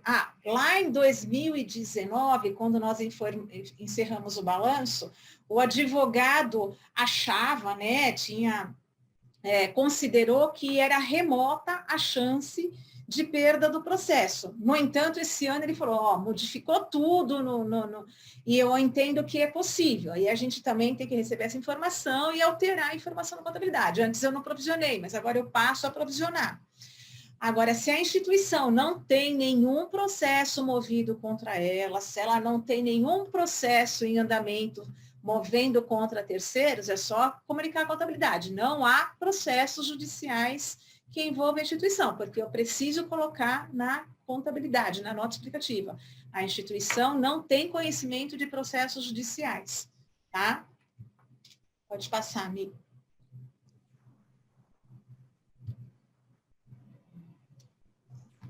Continua eu? Empréstimo? Pode ser.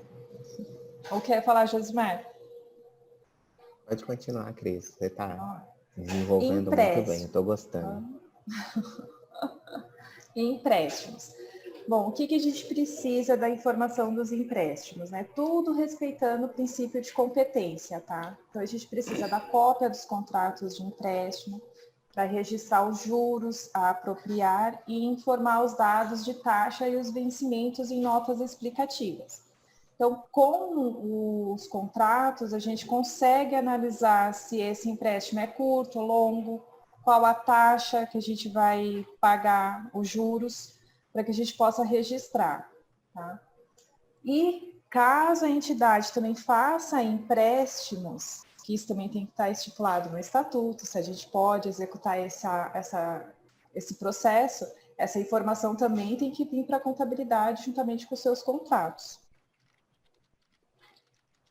Pode passar, menina. Tem uma pergunta do Gianfranco Melino, do assunto anterior. Às vezes acontece, e já aconteceu, que a ação já foi concluída, mas não arquivada, mas parece ainda pendente na justiça e às vezes até foi vencida ou tivemos que pagar. Como fazer nesse momento? É importante que o advogado sinalize essa existência de processos. Se a instituição não tem conhecimento, né, de processos que existam contra elas, óbvio que não vai conseguir também passar isso para a contabilidade. Por isso que é importante o acompanhamento por um advogado, né? Às vezes o advogado consegue essas informações que a instituição ainda não tem. Eu acho que é essa a sua pergunta, né?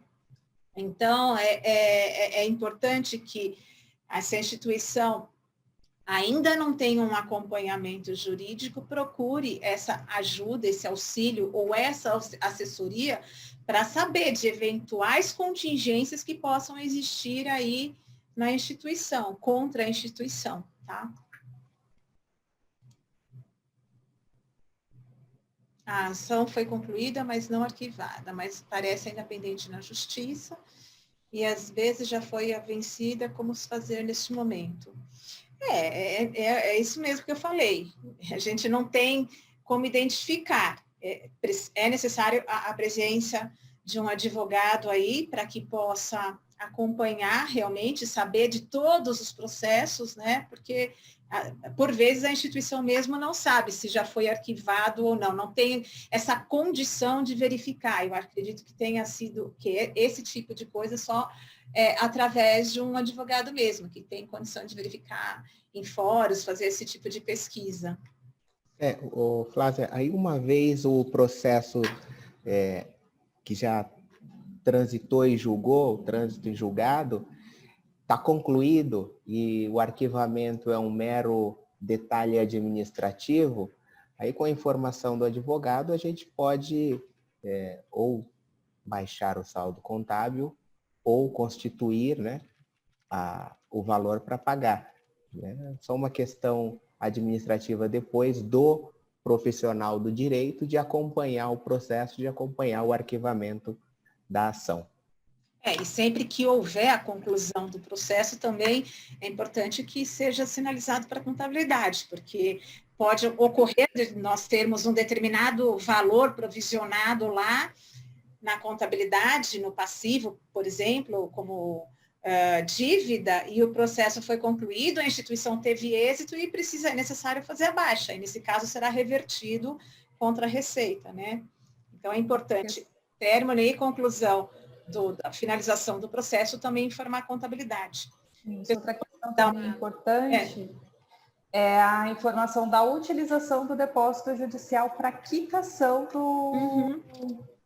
do processo. Vamos supor, a entidade foi condenada a pagar e já tinha feito depósito judicial. Ela utilizou esse depósito judicial e ainda vai ter um valor a pagar.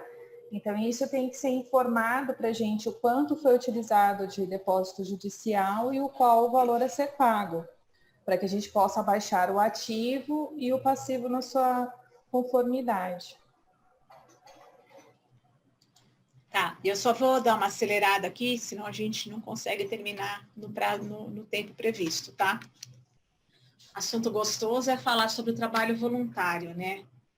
Também é decorrente de norma contábil, está lá na ITG, que a instituição tem que mensurar, avaliar e valorar, né, o trabalho dos seus voluntários, inclusive dos membros integrantes dos órgãos da administração. Presidente, vice-presidente, tesoureiro, todos aqueles que compõem a sua administração. Então, quanto desses trabalhos, quanto de horas que esses administradores dedicaram para a instituição, né, no exercício das suas funções. A norma fala que eles têm que ser reconhecidos pelo valor justo da prestação de serviço, como se tivesse ocorrido desembolso financeiro. Não existe uma regra, né, um modelo, algo parecido para mensurar esse valor. Cada instituição tem que estabelecer o seu critério. Apesar de termos aí, lá no manual das entidades sem fins lucrativos, pode passar, Mi?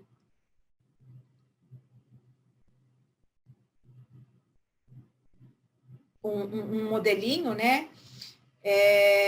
Cada instituição é que vai determinar qual que é o seu valor, né? O que está dentro da sua realidade. Então, eu tenho lá um serviço voluntário, por exemplo, de um médico. Ele trabalhou 10 horas na minha instituição, isso corresponde a um parâmetro unitário de R$100 a hora, então, se ele tivesse cobrado esse valor, eu pagaria por ele R$1.000. E assim sucessivamente, serviços odontológicos, serviços contábeis, serviços de limpeza. A mesma coisa vai acontecer para os serviços da diretoria. Quanto meu tesoureiro se predispôs a trabalhar de forma gratuita? Qual o controle que eu tenho que ter sobre esse trabalho voluntário, esse trabalho gratuito? Sempre que possível, ter documentação, suporte, recibos, planilhas de controles, ter o termo de voluntariado, que isso é muito importante, né? Se você tem lá uma pessoa física que está lá prestando serviços para a sua instituição, ter o termo de voluntariado. Se é uma pessoa jurídica, está previsto no contrato, né, que dá a gratuidade, ter emissão de documento, porque a doação, o serviço gratuito na pessoa jurídica, ele tem que ser por meio de nota fiscal, tá? Tudo isso, se não tiver esse tipo de controle, pode ser através de planilhas, né, como esse próprio modelo aí apresentado na tela, isso é uma planilha. Em casos de reembolsos, também precisam ter controles. Então, é importante que essa informação também venha para a contabilidade para que a gente possa destacá-la nas demonstrações contábeis.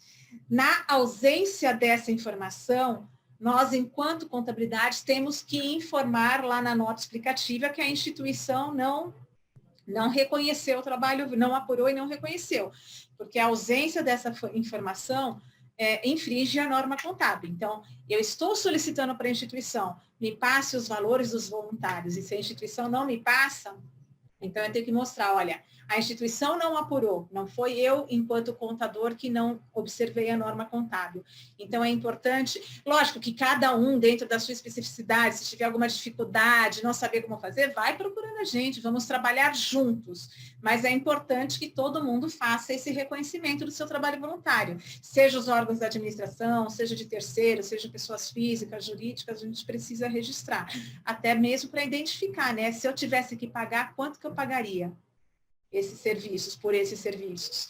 Se eu não tiver mais voluntário na minha instituição, eu preciso ter previsto no meu custo o desembolso financeiro dessas atividades. Então, a gente precisa conhecer quanto vale, quanto corresponde esses valores. Pode passar, amigo. Cris, pode falar? Das demonstrações contábeis? É. Vamos lá.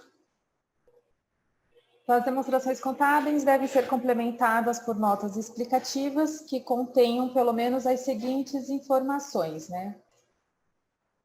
Pode virar, Mili. Eu ia virar aqui já. Então, de tudo aquilo que a gente falou no começo, a gente já foi dando algumas dicas. Isso a gente precisa para nota, né? Que é para completar as notas explicativas. Então, vamos lá. As subvenções recebidas e as aplicações dos recursos e as responsabilidades decorrentes dessas subvenções. Então, todos os convênios, a gente precisa dos contratos, né? Mais uma vez, para que a gente consiga divulgar isso em notas explicativas, tá? A identificação do que é do recurso restrito ou não restrito, ou de responsabilidade decorrente de projetos de leis de incentivos, a gente precisa ter essa identificação também para colocar isso nas notas explicativas, tá? E nas demonstrações contábeis, porque aí o caixa, equivalente de caixa, como a gente mostrou anteriormente, tem que estar lá, caixa, equivalente de caixa com restrição, identificando qual convênio, e isso a gente discorre nas notas explicativas, tá? A mesma coisa com as doações com destinação específica.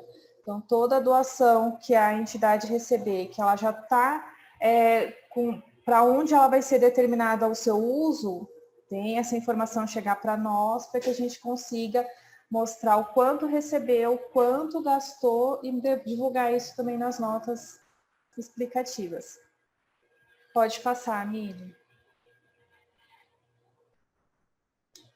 Todas as gratuidades praticadas pela entidade devem ser registradas de forma segregada, destacando aquelas que devem ser utilizadas na prestação de contas nos órgãos governamentais, apresentando dados quantitativos, ou seja, valores dos benefícios, números de atendidos, número de atendimento, número de bolsista com valores e percentual, né? Os relatórios de atividades que a gente frisou no comecinho, provavelmente constam essas informações, né?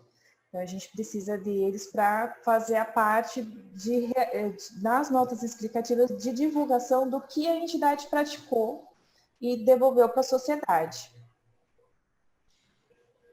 Existem algumas situações, como as entidades educacionais, né? Que a gratuidade, o registro da gratuidade se dá pela bolsa de estudos, né? Existem regras específicas para as atividades educacionais, a bolsa de estudo 100%, a bolsa de estudo 50%, bolsas de estudo de filhos de funcionários. Então, essas gratuidades nós temos que fazer os registros de forma adequada para que depois possamos preencher, inclusive, os relatórios de prestações de contas do SEBAS. As gratuidades das entidades de assistência social. Então, assim, tudo que se faz na entidade de assistência social, a princípio, tem que ser gratuito, né? Não pode ter cobrança do usuário na assistência social. Então, nós precisamos de todos esses tipos de informações de gratuidades que a instituição desempenha ou executa, quais os serviços, né?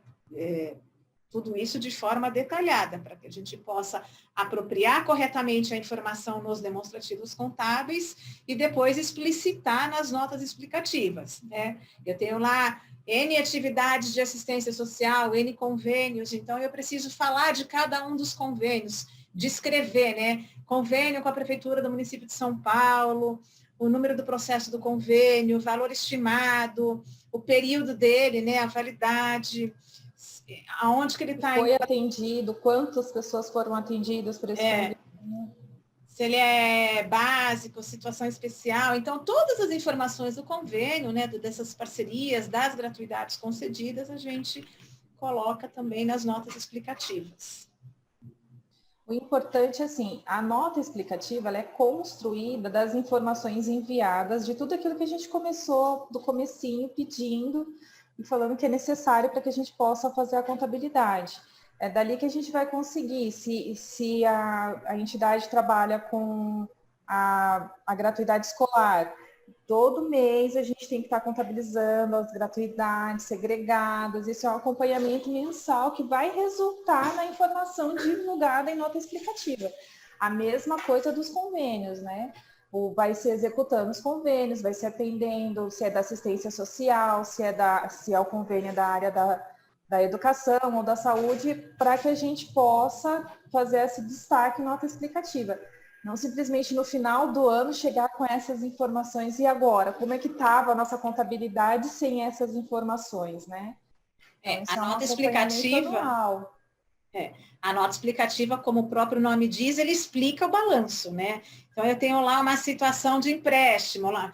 Eu quero saber, nossa, quanto tempo que essa instituição vai ficar com esse empréstimo? Aí eu vou lá na nota explicativa e vejo a quantidade de parcelas, qual é o prazo final, qual é o prazo de endividamento, né, da instituição. Então, tudo isso eu consigo enxergar na nota explicativa. Eu coloco lá, se vocês perceberem, já leram o balanço, vai ter lá, caixa equivalente de caixa, nota 1. Aí vai lá na nota explicativa e procura a sua nota 1, que compõe aquele número, né? E assim sucessivamente. A nota explicativa, ela explica o balanço. Pode passar, Mili. Quer falar, Ju? Pode, Não, vocês estão falando tudo certinho. Não, agora é tua vez, vai. Eu vou falar? Povo que não gosta de falar, né? Pensei que era para eu fazer alguma complementação. Bom, aí agora então é sobre os eventos subsequentes à data do encerramento. Como aconteceu ano passado, né, quando a gente encerrou, por exemplo, 2019, não sei se todos observaram, mas a gente colocou uma nota, por exemplo, da Covid, dizendo que estávamos passando aí, que próximo ano teria a questão da Covid, né? Estou resumindo, que tinha bastante coisa escrita, e que a gente não saberia as possíveis modificações que cada instituição teria durante o ano.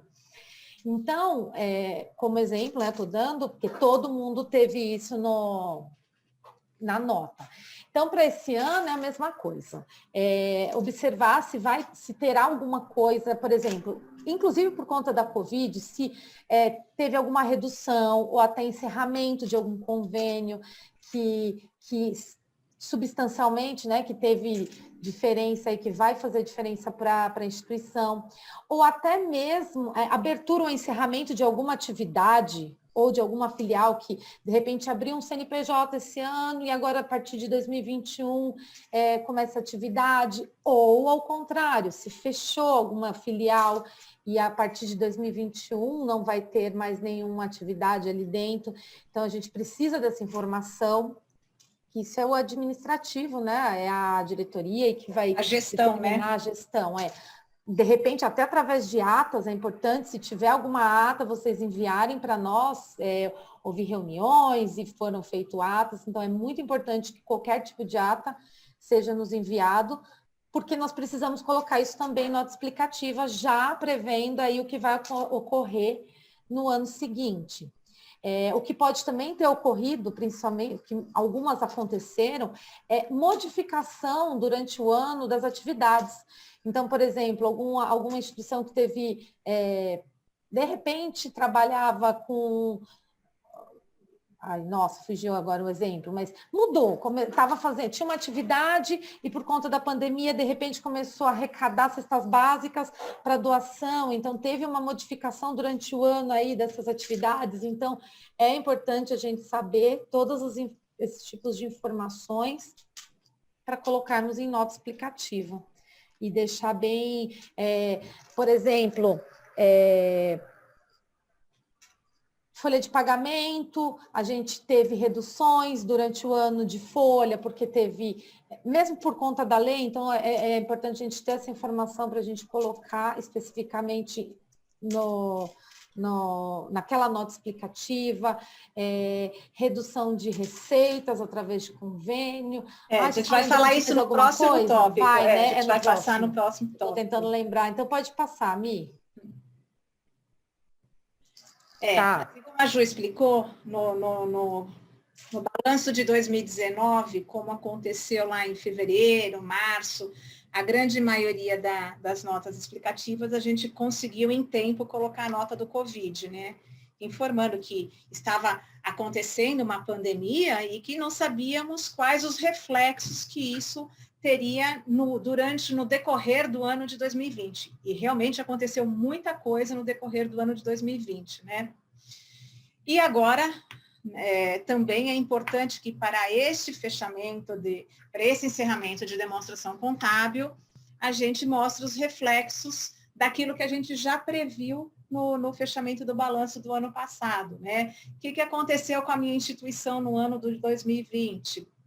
Pode ter ocorrido redução ou cancelamento de determinadas parcerias, de determinados contratos, mesmo os cancelamentos de contratos de trabalho. Muitas instituições se sentiram obrigadas, né, a fazer a suspensão de contratos, redução, demissão, a própria alteração da modificação das atividades executadas. A gente viu aí um monte de instituição, é um centro de educação infantil, mas está fazendo mais parte de assistência social esse ano do que propriamente dita a educação, né, em função de todos os problemas da Covid. Então, nós precisamos que vocês demonstrem, né, escrevam, desenhem, mandem informações para que a gente possa inserir essas informações no balanço, porque com certeza nós vamos ter muita informação divergente. Então, quando a gente olhar lá a DRE da instituição, pode ter uma grande redução de despesas de pessoal com relação, quando comparado ao ano anterior. Então, precisamos explicar lá na nota explicativa, a redução nas despesas com pessoal decorre de redução de carga horária, de cancelamento de contrato, suspensão, a mesma coisa com despesas administrativas. Então, a minha instituição, esse ano, comprou muita cesta básica para doar. Então, eu criei lá o projeto Covid. Precisa instruir a contabilidade, olha, o aumento na rúbrica de despesas com alimentação, decorre de compras de cesta básica para distribuição no projeto Covid. Então, tudo isso é importante já que vocês vão preparando, né? Porque à medida que vocês vão encaminhando essas informações, a gente já está preparando as demonstrações contábeis. Elaborar uma nota explicativa, por vezes eu fico aqui 4, 5 dias escrevendo uma nota explicativa. Tem clientes que a nota explicativa é de 30 páginas, 40 páginas. Isso não é um trabalho muito rápido, né? Então, pensa, nós temos aqui mais de 100 clientes em nossa carteira. Então, o nosso trabalho, ele é moroso. E eu também dependo, a Ju, o Josi, a Cris, nós dependemos, a equipe depende da informação da instituição. Se a gente não tem informação, não há o que falar em encerramento de balanço, né, gente? Então, a gente conta aí com esse apoio, né, com essa participação aí da instituição, porque nós precisamos dessas informações para concluir os trabalhos. Eu acredito que esse tenha sido o último slide. E ao término do balanço, lógico, isso daí foi uma informação do próprio Josimar, então, Josimar, fale sobre isso. Não, na verdade, o Flávia já está até contido dentro da sua fala anterior aí.